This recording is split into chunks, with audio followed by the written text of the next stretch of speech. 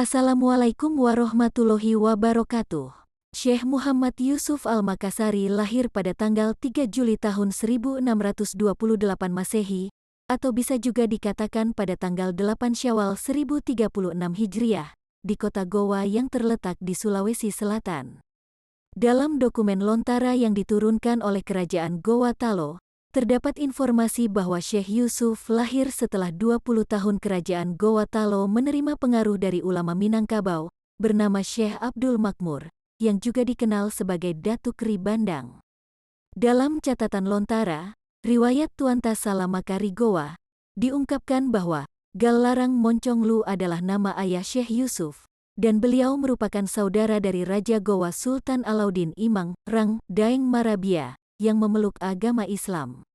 Pada tahun 1603 Masehi, Sultan Alauddin secara resmi mengangkat Islam sebagai agama utama yang diakui dalam kerajaannya. Aminah binti Dampang Kokmara, ibu kandung Syekh Yusuf, adalah keturunan bangsawan dari Kerajaan Talo, yang merupakan kerajaan kembar yang berdekatan dengan Kerajaan Talo. Syekh Yusuf, yang berasal dari daerah Bugis, tumbuh di lingkungan yang kaya akan pengajaran Islam yang diberikan oleh keluarganya dan para ulama di kampungnya. Beliau belajar Al-Quran dari Daeng Ri Tamasang. Setelah itu, Syekh Yusuf melakukan perjalanan ke pesantren Bonto Ala untuk memperdalam pengetahuan tentang bahasa, termasuk ilmu nahwu, sorof, balagoh, dan mantek.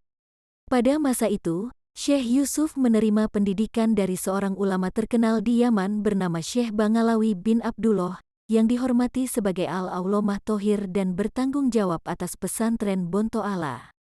Setelah menyelesaikan studinya di Bonto Ala, Syekh Yusuf melanjutkan pengajarannya dengan Syekh Jalaluddin Aidit, seorang ulama yang berasal dari Aceh dan melakukan perjalanan ke Bugis. Di bawah bimbingan Syekh Jalaluddin, Syekh Yusuf belajar di pesantren Cikoang selama beberapa tahun. Kemudian, Syekh Jalaluddin mengirim Syekh Yusuf untuk belajar di Tanah Hijaz, di mana beliau dapat mendalami pengetahuan dengan lebih intens dari ulama-ulama yang tinggal di sana. Beberapa waktu setelah itu, tepatnya pada tanggal 22 September tahun 1644 Masehi, Syekh Yusuf memulai perjalanan menuju Hijaz dengan menggunakan transportasi laut berupa kapal penumpang. Pada saat itu, jalur transportasi laut dari wilayah timur Nusantara melalui Banten digunakan untuk berlayar melintasi Selat Malaka, melanjutkan perjalanan ke wilayah pesisir Arab. Saat berada di Banten, Syekh Yusuf berjumpa dengan Abdul Fattah, yang merupakan anak dari Sultan Abu Al-Mafahir Abdul Qadir, sekitar tahun 1598 sampai 1650 Masehi, yang memerintah Kerajaan Banten. Selain mengunjungi Banten, dalam perjalanannya, Syekh Yusuf juga berhenti sejenak di Aceh. Di wilayah yang disebut Serambi Mekah ini, beliau berinteraksi dengan para ulama dan pemimpin Thorikoh Al-Qadiriyah di Aceh, yaitu Syekh Muhammad Jailani bin Hasan bin Muhammad Hamid Al-Raniri.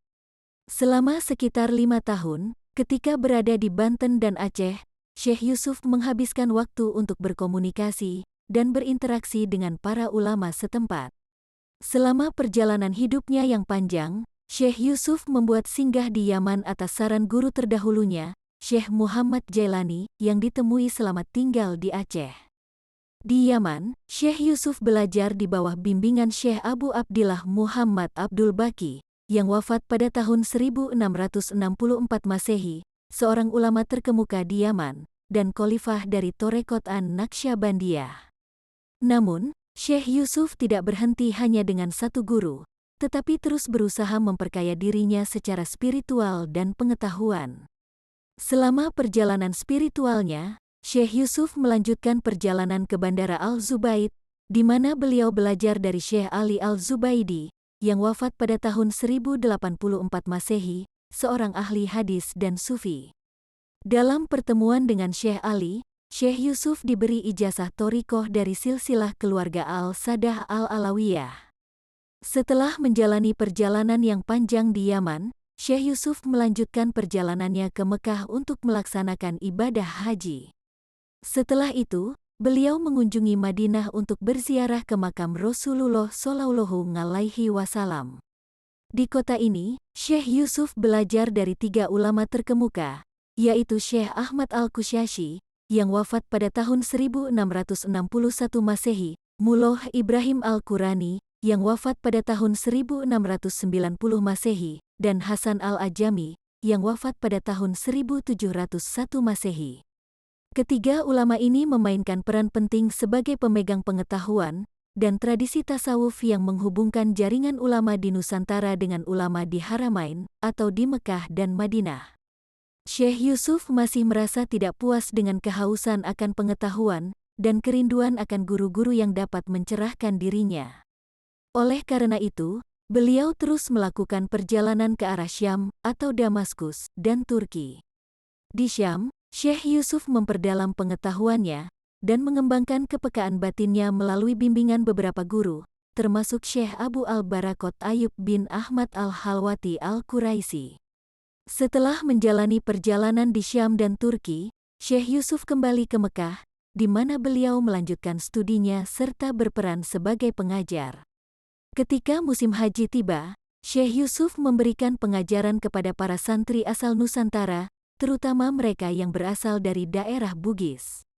Di antara para pengikutnya, terdapat beberapa murid terkenal seperti Syekh Abu Al-Fat Abdul Basir Al-Darir, yang juga dikenal sebagai Tuan Rapang, Abdul Hamid Karaeng Karunrung, dan Abdul Qadir Majeneng.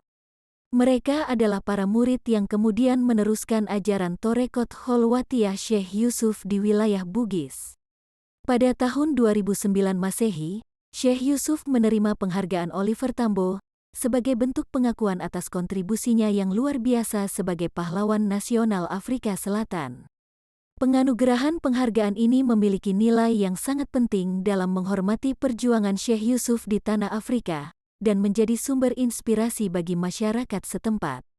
Presiden Afrika Selatan pada saat itu, Thabo Mbeki, secara pribadi menyerahkan penghargaan ini kepada 3 ahli warisnya, termasuk Andi Makmun dan Syahib Sultan. Prosesi penyerahan penghargaan ini disaksikan oleh Wakil Presiden Yusuf Kala di Union Building, Pretoria, di wilayah utara Afrika.